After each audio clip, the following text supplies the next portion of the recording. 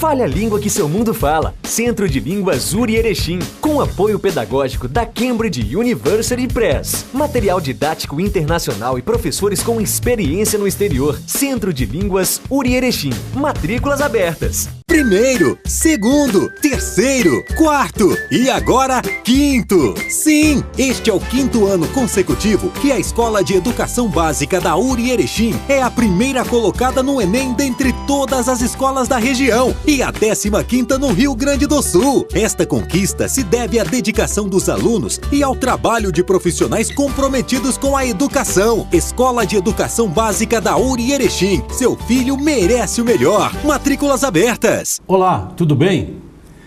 O programa de hoje está reservado para falarmos sobre a Páscoa, uma festividade religiosa que celebra a ressurreição de Jesus. Mas qual é o significado dessa data? Que ensinamento ou que ensinamentos ela nos traz? Que reflexões devemos fazer nesse período? Para esclarecer melhor esta data e essa comemoração, nós vamos conversar com o padre César Menegatti, que lidera o trabalho da pastoral universitária na nossa instituição.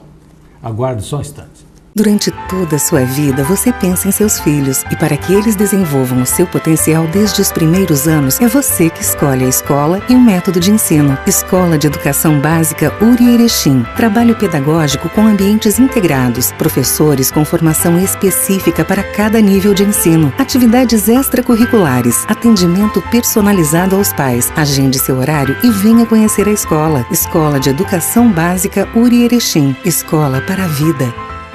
Fale a língua que seu mundo fala. Centro de Línguas URI Erechim, com apoio pedagógico da Cambridge University Press. Material didático internacional e professores com experiência no exterior. Centro de Línguas URI Erechim. Matrículas abertas.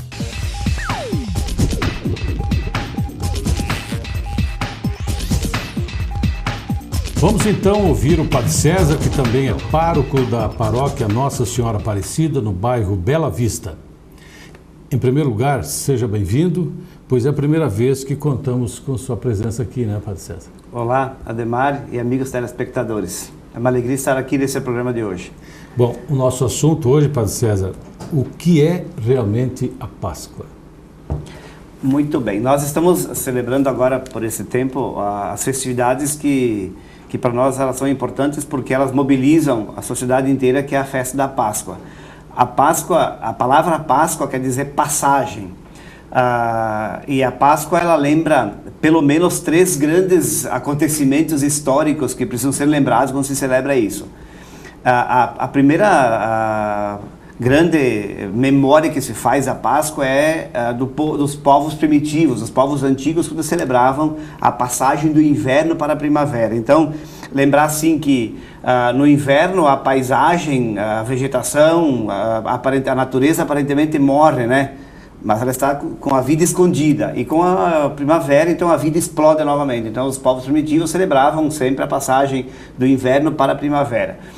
Com o povo judeu, que ainda hoje eles celebram isso, nós temos então a história de Moisés, né? Moisés que atravessa o Mar Vermelho, a história da Páscoa dos judeus, que é a passagem da escravidão do Egito para a libertação do povo rumo à Terra Prometida.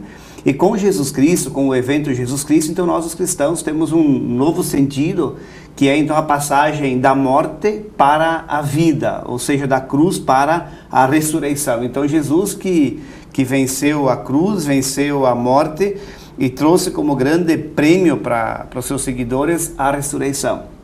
Então, a partir desses 3 grandes sentidos da Páscoa, é que nós celebramos a Páscoa cristã.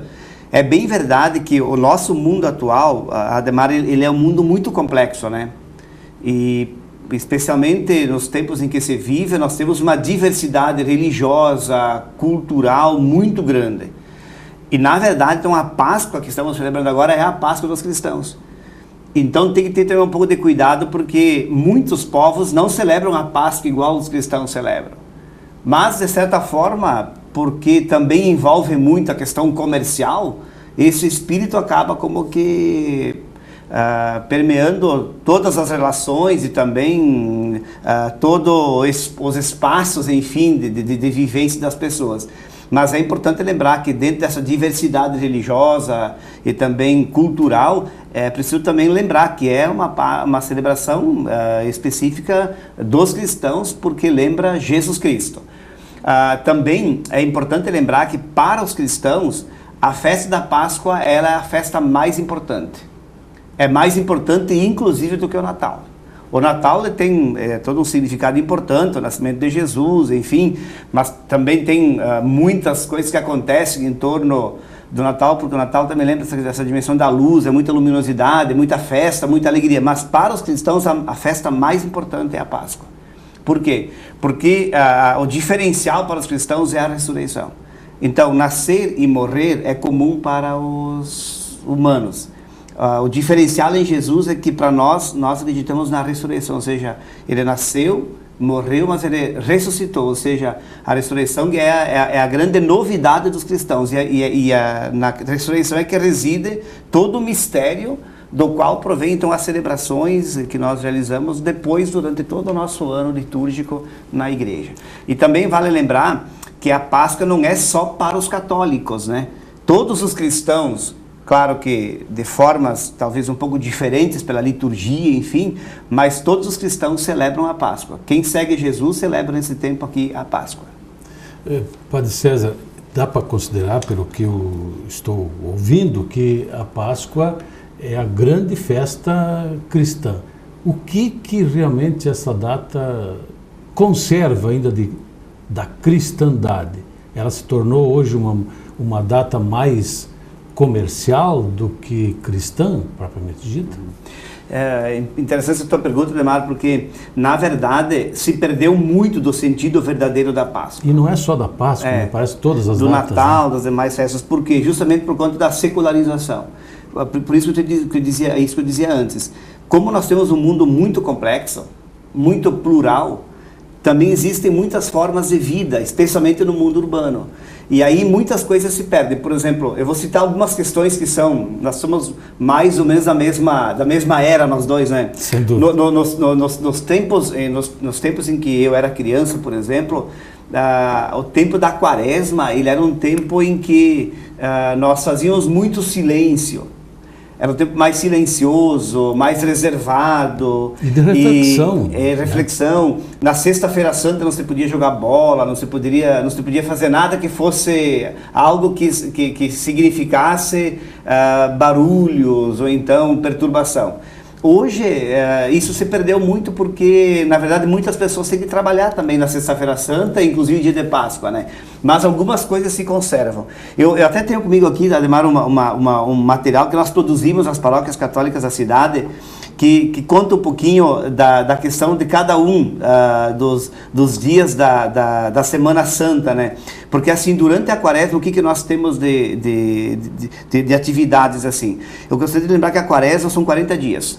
Esses 40 dias também eles não acontecem por acaso, eles têm uma história, né? Faz lembrar os 40 dias do povo judeu, aliás, os 40 anos do povo hebreu no deserto em busca da terra prometida, os 40 dias em que Jesus jejuou antes de iniciar a missão dele, enfim, o número 40 tem uma simbologia, né? Então são 40 dias em que se prepara a Páscoa. Então nessa preparação nós temos o quê? É um tempo de conversão, de revisão de vida, porque nós normalmente não temos muito hábito de fazer isso, né? Mas é importante a gente revisar a vida. Em que aspectos teríamos que mudar, porque hoje, como o mundo é muito relativo, no mundo tudo muito relativo, e o relativismo toma conta das pessoas às vezes, nós podemos cair no risco de achar que nós não erramos e que nós não temos pecados. Não compreender o pecado como uma forma assim pesada, de condenação, enfim, mas de pensar assim, o jeito como eu vivo é um jeito que faz os outros felizes, que ajuda o mundo a ser melhor, o jeito como eu vivo faz a pessoa com quem eu estou junto ser feliz também, o meu jeito de viver é um jeito muito egoísta, muito meu, né? Ou eu só penso para mim. Hoje a gente vê também um cenário de muitas dificuldades nessa questão toda, por exemplo, das corrupções e tal. O jeito como eu vivo é um jeito que ajuda a humanidade a ser melhor, ajuda a felicidade a acontecer, ou é um jeito de viver que oprime, que faz sofrer, enfim, que coloca cruzes nos ombros das pessoas? Então, um tempo de reflexão muito forte, por isso é de penitência, de conversão, de oração. Nós temos 3 grandes exercícios quaresmais que nós chamamos, né? Que é a oração, quer dizer, intensificar a oração. Então nós temos aí as vias sacras, as celebrações penitenciais e tal. Aí depois nós temos também um tempo que é um tempo forte, que nós dizemos que é do jejum, que ainda existe, né, que são do jejum, a abstinência de carne, mas sem compreender bem, por exemplo, o jejum. Eu até gostaria que o senhor esclarecesse bem a importância e o porquê do jejum. Do jejum. Por exemplo, o que é o jejum? O jejum não apenas o fato de deixar de comer alguma coisa, por exemplo, também, mas não só. O jejum no sentido assim, de você fazer algum tipo de sacrifício. Então, você fazer algum tipo de sacrifício por alguém que precisa. Por exemplo, quando a gente faz jejum, a gente lembra, por exemplo, de muitas pessoas que fazem jejum todos os dias, por diversas formas, porque não podem comprar comida, porque tem muitos doentes que não conseguem se alimentar, muitas pessoas que não conseguem comer. Então, se tu faz jejum, é uma coisa simples, mas tu entra em comunhão com esses que, de uma forma ou de outra, jejum todos os dias. E tem muitos, de fato, muitos doentes que não conseguem se alimentar e fazem jejum todos os dias. É o lado da solidariedade. Da solidariedade, exatamente. É uma coisa interessante isso, porque tu acaba como que entrando em comunhão com alguém que está sofrendo, exatamente, a questão da solidariedade. E a abstinência de carne, por exemplo, também uma prática antiga, que ainda muitos fazem, né? Por que abstinência de carne? Também nesse sentido de tu poder entrar em comunhão com Jesus, que foi escarnecido, ou seja, pela crucificação dele, ele teve a sua carne, os seus ossos, né, machucados, esmagados, enfim. Então é uma forma de tu entrar em comunhão também com esse acontecimento. Mas também, como dizia, para você ser solidário com quem de repente não consegue comer carne, ou não tem como comer carne. São formas simples de você entrar em comunhão com pessoas que talvez tenham mais necessidade do que você. E o terceiro exercício, Ademar, é a esmola. O termo esmola está meio desgastado, assim, porque quando fala em esmola, dá a impressão que é dar alguma coisa para o outro, assim. Mas aqui a esmola como sentido de solidariedade, ou seja, você renunciar a alguma coisa que você tem e que você habitualmente tem, para oferecer para alguém que não tem, que precisa. Então você fazer um gesto solidário, seja em forma de contribuição financeira, de alimentos, ou enfim, colaborando com alguém, fazendo um gesto solidário que promova a vida e faça alguém mais feliz. Então esses são os 3 grandes gestos, os 3 exercícios quaresmais que nós temos agora na quaresma. Nós vamos a um breve intervalo, depois nós vamos continuar com essa conversa importante com o Padre César, nosso capelão lá da universidade. Aguarde só um instante. Fale a língua que seu mundo fala. Centro de Línguas URI Erechim, com apoio pedagógico da Cambridge University Press. Material didático internacional e professores com experiência no exterior. Centro de Línguas URI Erechim. Matrículas abertas.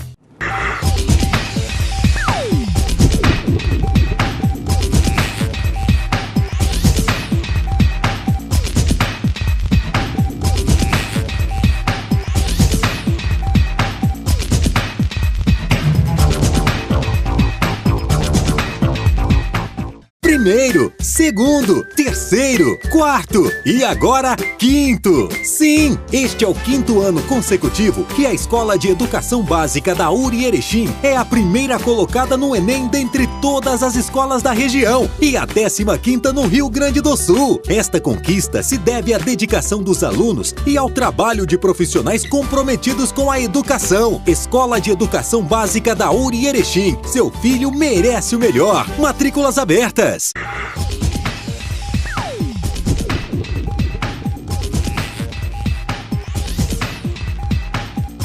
Voltamos então com a nossa conversa aqui com o Padre César Menegatti, o capelão da nossa universidade, a respeito da Páscoa. Padre César, me parece que uma das formas de nós compreendermos melhor o que é a Páscoa é através da via sacra. As igrejas como um todo fazem esse processo, esse procedimento neste período. O que é a via sacra? Então, na verdade, eu falava antes que tem um material, né, que nós produzimos aí nas paróquias católicas para divulgar um pouquinho o Tríduo Pascal e também a Semana Santa como um todo. Tem toda uma história, né? Tem toda uma história de Jesus. Quando a gente lê os evangelhos, nós vamos vendo assim toda a dinâmica da vida dele desde que ele começou, desde o nascimento, enfim, a anunciação, o nascimento e até a consumação na hora da cruz, depois a ressurreição. Então tem toda uma história. Então a história de Jesus, ela é vivida em vários momentos durante o ano, né?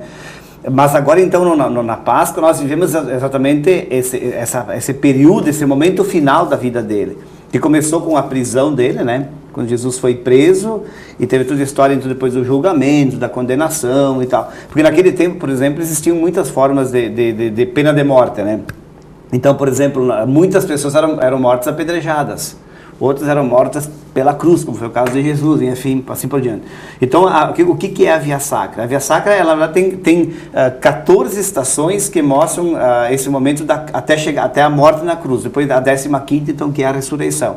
Então, a Via Sacra, ou a Via Crucis, como a gente fala, se refere a essa caminhada que Jesus fez desde a prisão dele, que passou pela condenação, a cruz às costas, até chegar no Monte Calvário, onde ele foi então crucificado e onde ele morreu. Então, por que é importante a Via Sacra, Ademar? Porque, e isso não é só com a história de Jesus, é com tudo, né? Quando você, por exemplo, começa a não levar em consideração ou não relembrar fatos da história, corre-se o risco de perder. Né? Quantas coisas da história que se perderam, por exemplo, pelo simples fato de a gente não dar atenção. Então, por isso que é importante, a nossa fé, ela acontece em cima dessa memória da pessoa, do mistério de Jesus. Então, a Via Sacra ela é importante porque se você faz essa caminhada da Via Sacra, você vai vendo cada um dos passos da Via Crucis, do momento da cruz. Então, tu relembra essa história. E relembrando essa história, além de celebrar o mistério de Jesus, toda essa agonia dele, porque naquele tempo isso aconteceu mesmo, né? Ele foi morto desse jeito mesmo. E além de fazer essa memória, também nós temos a possibilidade de poder celebrar a nossa Via Crucis, a nossa Via Sacra, né? Porque enquanto humanos, todos nós temos as nossas cruzes para carregar. De repente, alguns de uma forma mais leve, outros com cruzes mais pesadas, mas a humanidade tem cruzes, nós temos cruzes. Então, quando nós celebramos a Via Sacra, nós relembramos a história de Jesus, esse mistério fica vivo em nós, mas nós também colocamos o nosso mistério misturado a esse mistério dele, e aí a gente vai encontrando forças para viver o seguimento a ele e ao projeto que ele tem para nós também. O que falta para que para que a sociedade viva mais essa Páscoa, não apenas nesse período, mas por que nós não temos mais a mesma espiritualidade que nós tínhamos antigamente? São os novos valores que surgiram, claro que a tecnologia também ajuda, é a corrupção, é a falta de confiança nos nossos líderes. Isso tudo contribui? Contribui. Assim, Ademar, uma coisa interessante que eu queria destacar é que eu falava que nós somos a mesma geração, praticamente, né? Então, a geração passada, que foi a geração que viveu numa era onde a tecnologia não era tão avançada, onde os meios de comunicação não eram também tão frequentes, onde não se tinha muita informação, na verdade, né? Naquele tempo se esperava a Páscoa com mais ansiedade, né? Porque, na verdade, quando é que se ganhava um presente? Normalmente era no Natal, na Páscoa, então nós ficávamos ansiosos esperando por esse dia, que chegasse o dia da Páscoa, o dia de Natal, dava a impressão que era uma eternidade, né? Nem aniversário tinha, né? Exatamente. Tá, hoje costuma-se presentear as crianças praticamente todos os dias, vai no mercado, vai numa loja e compra alguma coisa, não é verdade? Então ganhar um presente de Páscoa, de Natal, para as crianças de hoje é ganhar mais um presente. Entendeu? Aí também está um sentido. Quer dizer, então, quando o consumismo, ele na verdade, ele roubou do cristianismo o sentido verdadeiro da Páscoa, né? Quer dizer, porque então, na verdade, como também se perdeu muito isso do esperar, da espera, aquela coisa da ansiedade pela chegada, porque se tem as coisas muito facilmente no dia a dia, se perdeu também muito isso. E por outro lado, como eu te dizia, para mim é o mais forte, é a questão do secularismo, né? Quer dizer, nós estamos inseridos numa sociedade onde a Páscoa ela não tem o mesmo sentido e também não é celebrada com a mesma intensidade por todos. Então tem grupos que vivem de um jeito, grupos que vivem de outro. Então de repente para muitos, inclusive que são de uma denominação religiosa específica, que tem o costume de frequentar uma igreja, por exemplo, também para muitos assim esse sentido ele não existe mais tanto quanto era antes, porque na sociedade se perdeu muito isso, né?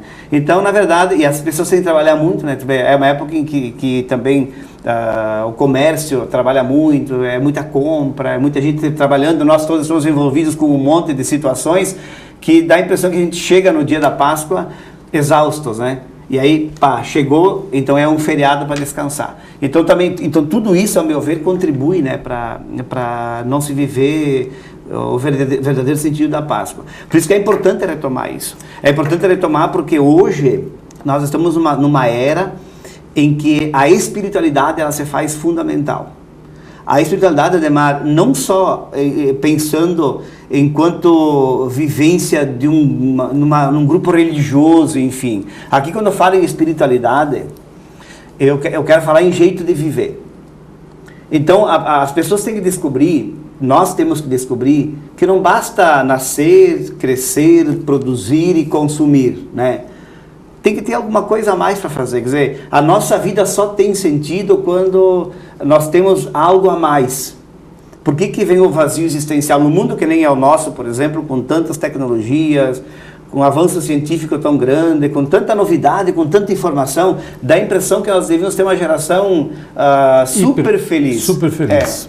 E aí a gente vê que falta sentido de vida para muitas pessoas, o vazio existencial, a solidão, na verdade, por quê? Porque muitas vezes nós temos tudo o que precisamos no sentido material, mas falta alguma coisa de mais forte, no sentido de que nos garanta o sentido de vida. E o sentido da vida ele vem pela espiritualidade. Então a espiritualidade passa por um projeto claro de vida. O que você quer com a vida que nós temos? O que eu quero com a minha vida? Como é que eu vivo a minha vida? Que sentido eu dou para ela? Entende? E daí, a partir disso, tu vai buscar depois numa igreja ou num grupo religioso uma forma de alimentar esse projeto que vai fazer com que tu tenha esperança. Então, a Páscoa ela tem a ver com isso. Porque quem segue Jesus, os seguidores de Jesus, tem isso, né? Só que se tu não conhece a palavra, se tu não conhece a Bíblia, se tu não conhece a história de Jesus, não tem o que tu viver. Como é que tu vai viver uma coisa que tu não conhece? Na verdade, é igual fazer um exemplo bem simples, assim, mas igual você querer fazer uma prova em cima de um conteúdo que você nunca ouviu falar, que você não conhece. Certamente vai se dar mal. Mas eu queria, antes de nós encerrarmos, que o senhor fizesse um comentário também a respeito do trabalho que o senhor desenvolve dentro da universidade, que é a pastoral universitária. Nós estamos falando agora de espiritualidade. O senhor mantém, no mínimo, 30 encontros anuais, especialmente com os formandos. E me parece que esses têm sido grandes encontros, grandes oportunidades, porque as pessoas reflitam a respeito disso. Como é que está o nosso universitário hoje, de forma geral? Ele está se conscientizando de que não é só buscar uma carreira, mas também uma realização pessoal passa também por esse lado espiritual.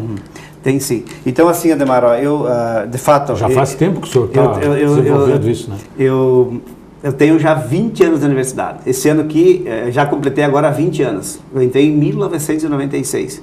Então há 20 anos que eu faço esse trabalho na URI e de lá para cá mudou muito, né? Estamos juntos, então. Mas olha só, o que eu queria destacar. Nós normalmente achamos que os jovens não têm espiritualidade, não buscam a fé, e eles buscam. E eu tenho essa experiência e por isso que eu nunca desisti de fazer isso lá na URI. Cada um do seu jeito, só que tem uma coisa importante que tem que levar em conta, que é o respeito, né? Tem que respeitar. A URI é uma instituição comunitária, ela não é confessional. Então tem que ter muito respeito, porque lá dentro tem uma diversidade muito grande. E eu acho que eu consigo fazer, de certa forma, esse trabalho de respeitar e congregar todos. Por isso que nas nossas formaturas nós dificilmente fazemos missa, né, Ademar? A gente faz celebração. E também tem muitas delas que vêm reverendos, ou pastores, ou representantes de outras confissões religiosas que a gente faz junto na cerimônia aí, né? Por quê? Porque nós acreditamos que o que é importante é oferecer para os universitários um espaço onde eles possam também descobrir que a formação ela passa inclusive quando é para ser integral, né, pela formação espiritual. E eu estou convencido de uma coisa, Ademar, de que nós não podemos oferecer para os nossos jovens, crianças, jovens, universitários, enfim, somente uma formação técnica. Porque se a gente buscar a formação somente a partir daquilo que nós precisamos para viver, na questão da profissão exatamente, a gente não dá conta de compreender o mundo. A formação hoje ela tem que ser integral. E essa integralidade que eu falo é o que levar em conta o humano. Por exemplo, por detrás de um comunicador, existe uma pessoa. Então tem que dar atenção para essa pessoa que está por detrás de um profissional, por detrás de um acadêmico.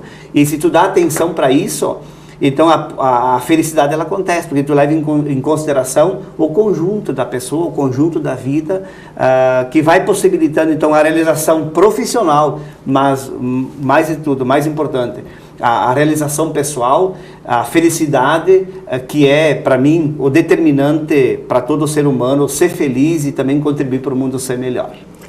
Padre César, chegamos ao nosso término do nosso programa. Eu queria fazer um agradecimento especial pela sua primeira presença aqui no nosso programa e esperamos contar com a sua presença em outras oportunidades. Acho que foi importante esses esclarecimentos que o senhor trouxe neste espaço que nós oferecemos no dia de hoje.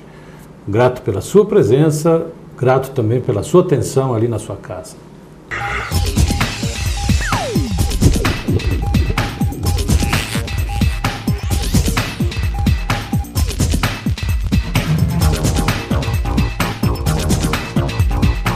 Primeiro, segundo, terceiro, quarto e agora quinto. Sim, este é o 5º ano consecutivo que a Escola de Educação Básica da URI Erechim é a primeira colocada no Enem dentre todas as escolas da região e a 15ª no Rio Grande do Sul. Esta conquista se deve à dedicação dos alunos e ao trabalho de profissionais comprometidos com a educação. Escola de Educação Básica da URI Erechim. Seu filho merece o melhor. Matrículas abertas.